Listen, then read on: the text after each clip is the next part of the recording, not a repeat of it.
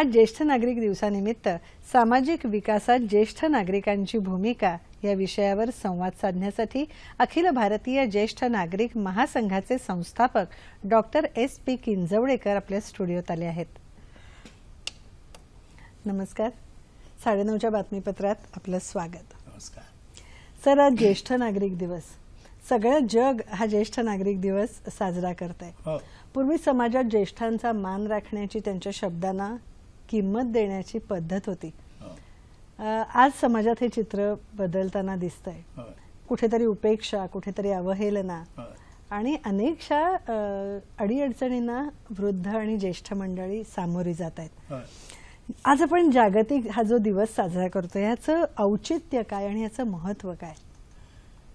20व्या शतकाच्या उत्तरार्धामध्ये जेव्हा ज्येष्ठ नागरिकांची संख्या सर्वच देशामध्ये वाढायला लागली, विकसित देशामध्ये सुरुवातीला आणि अविकसित किंवा विकसनशील भारतासारख्या देशात त्यानंतर, तेव्हा आमच्या युनायटेड नेशन्सच्या असं लक्षात आलं की या प्रश्नामध्ये सर्व देशांना काहीतरी करण्याकरता सांगायला हवं। ज्येष्ठ नागरिकांचा प्रश्न, ज्येष्ठ नागरिकांची संख्या फार मोठ्या प्रमाणात वाढते, त्या प्रमाणात त्यांच्या समस्याही वाढतात। तेव्हा याकरता त्यांच्या समस्यांचा विचार करण्याकरता प्रत्येक राज्यानं काहीतरी विचार करायला पाहिजे असं त्यांना वाटलं आणि त्यांनी डिसेंबर 1990 मध्ये पहिल्यांदा एक जागतिक ज्येष्ठ नागरिक दिन पाळला जावा अशा प्रकारचा एक ठराव पास केला आणि 1 ऑक्टोबर 1991 पासून जागतिक ज्येष्ठ नागरिक दिन सगळीकडे पाळायला सुरुवात झाली। म्हणजे आता या प्रथेला 25 वर्ष पूर्ण झालेली आहेत आणि हा आता यावर्षी आज जो आजचा झाला तो 26वा जागतिक ज्येष्ठ नागरिक दिवस सगळीकडे झाला। आम्ही असतो, जे चेन्नई रोडचा तुम्ही उल्लेख केला मागाशी, त्याला आम्ही उपस्थित होतो आणि तो international day of older persons IDOP नावाचा दिवस आज भारतात सर्वत्र साजरा झाला। तुम्ही खूप मोठ्या पदावर या ज्येष्ठ नागरिक संघाचं काम करतात, पदावर आहात आपण मोठ्या पदावर। ज्येष्ठ नागरिकांना ज्या समस्या भेडसावत असतात, याचं स्वरूप काय आहे? ज्येष्ठ नागरिकांच्या संख्येवर सर्व बरंचसं अवलंबून आहे। भारतामध्ये आज ज्येष्ठ नागरिक 11.5 कोटी आहेत आणि महाराष्ट्रामध्ये 1,16,00,000 आहेत आणि हे प्रमाण वाढते किती रोज। भारतातलं हे ज्येष्ठ नागरिकांचं प्रमाण दर वर्षाला 30 ते 33 लाखानं वाढतं। म्हणजे 3 वर्षामध्ये 1 कोटी ज्येष्ठ नागरिक वाढतात आणि हे प्रमाण वाढत वाढत 2050 मध्ये 32,60,00,000 इतके ज्येष्ठ नागरिक होणार आहेत। म्हणजे केवढी समस्या मोठी असेल विचार करा। भारताच्या एकूण लोकसंख्येच्या 21% ज्येष्ठ नागरिक असणार आहेत त्यावेळेला।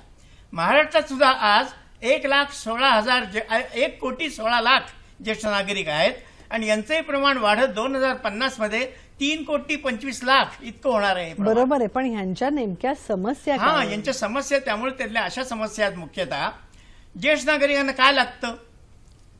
अन्न, वस्त्र, निवारा ही सर्वात पहिल्यांदा प्राथमिक बाब प्रत्येक माणसाची असते, ती गरज त्यांची। त्याकरता पैसा लागतो, तो पैसा नाही। ज्येष्ठ नागरिकांपैकी 60% लोक गरीब आहेत, 38% त्यांच्यापैकी दारिद्र्य रेषेच्या खाली आहेत, फक्त 28% लोक आपला म्हणजे आपलं स्वतःचं जे पंजी साठवलेली असते त्याच्यावर निर्वाह करू शकतात आणि फक्त 9% लोकांना पेन्शन मिळतं। 9% म्हणजे 91% लोकांना कुठल्याही प्रकारचे सामाजिक सुरक्षा नाही। तर त्यामुळे या लोकांकरता काहीतरी मदत, आर्थिक मदत करणं, ही जी आर्थिक चणचण त्यांना निर्माण होते त्यामुळे त्यांच्या समस्या निर्माण होतात। त्याकरता त्यांना एक पहिली समस्या त्यांची आर्थिक असुरक्षितता। दुसरी, आयुर्मान वाढलंय, आयुर्मान आता आणखी दिवसेदिवस वाढतंय।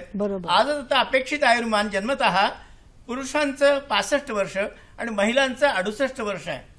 केरळ सारख्या पढारलेल्या राज्यामध्ये ते आणखी जास्त आहे, महिलांचं तिथं 70 वर्ष आहे।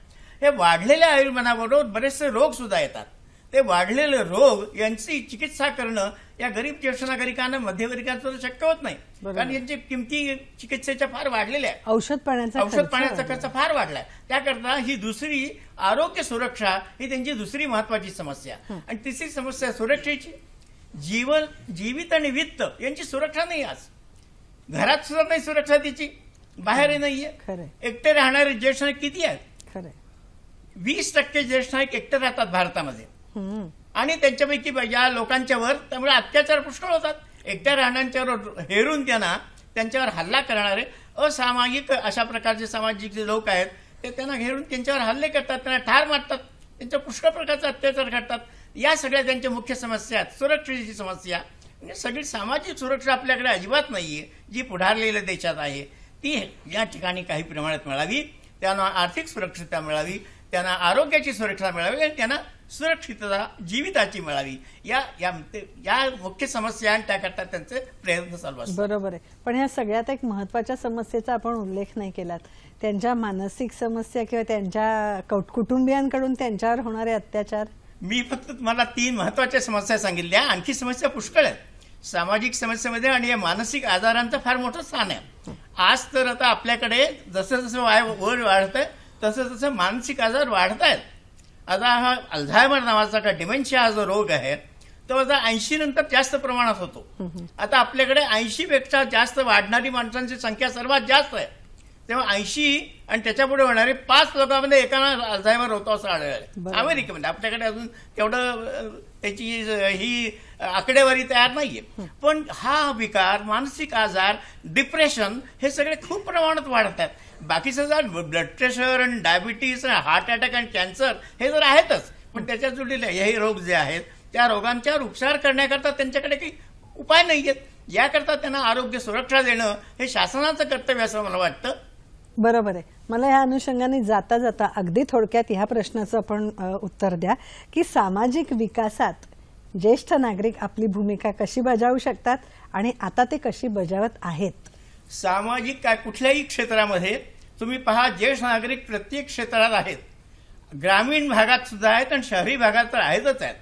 शैक्षणिक क्षेत्र घ्या, कुठल्याही विद्यार्थ्यांकरता वसतिगृह चालवण्याची योजना बघा, ग्रंथालय चालवणं बघा, सगळ्यामध्ये ज्येष्ठ नागरिक भागीदार आहेत.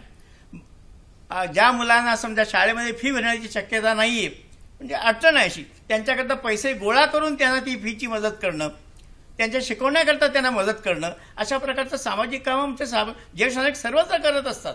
तर अशा प्रकारची कामं त्यांनी करावी असा आमचा आग्रह असतो. मोठ्या उत्साहाने आजही आपण खूप काम करत आहात. अगदी जाता जाता मला थोडक्यात सांगा, तुमच्यासारखे उत्साही नसलेल्या ज्येष्ठ नागरिकांनी आपली मनोभूमिका बदलून कसं समाजासाठी उपयोगी पडावं. अरे आम्ही तर सगळ्यांना सांगतो, पहिल्यांदा ज्येष्ठ नागरिक संघामध्ये या. त्यांचा जो फावला वेळ आहे त्याचा उत्तम उपयोग करण्याकरता ज्येष्ठ नागरिक संघ ही उत्तम जागा आहे.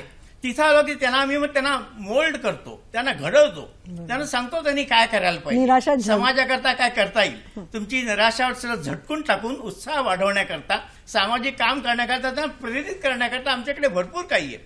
तर याकरता आम्ही त्यांना उद्युक्त करतो. त्यांचे जे काही अडचणी असतील त्यांना विकाराबद्दल माहिती समजावून सांगतो, आर्थिक ज्या काही समस्या असतील त्याबद्दल त्यांना मार्गदर्शन करतो. त्याप्रमाणे आम्ही सगळं या ज्येष्ठ नागरिकांना, आमच्या संघटना फार मोठ्या आहेत. महाराष्ट्रातली आमची सर्वात मोठी संघटना आहे. या संघटनेचे जवळजवळ 3800 आमचे संघ आहेत महाराष्ट्रामध्ये. महिलांचे सुद्धा 290 संघ आहेत. सर्वांना आम्ही संघटित राहतो. अगदी बरोबर आहे.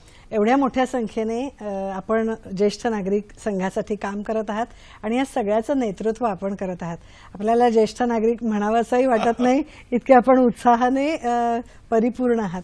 आपण इथे आलात आणि आजच्या ह्या दिवशी ज्येष्ठ नागरिकांच्या समस्यांबद्दल आणि एकूण त्यांच्या परिस्थितीबद्दल माहिती दिलीत, त्याबद्दल धन्यवाद. धन्यवाद.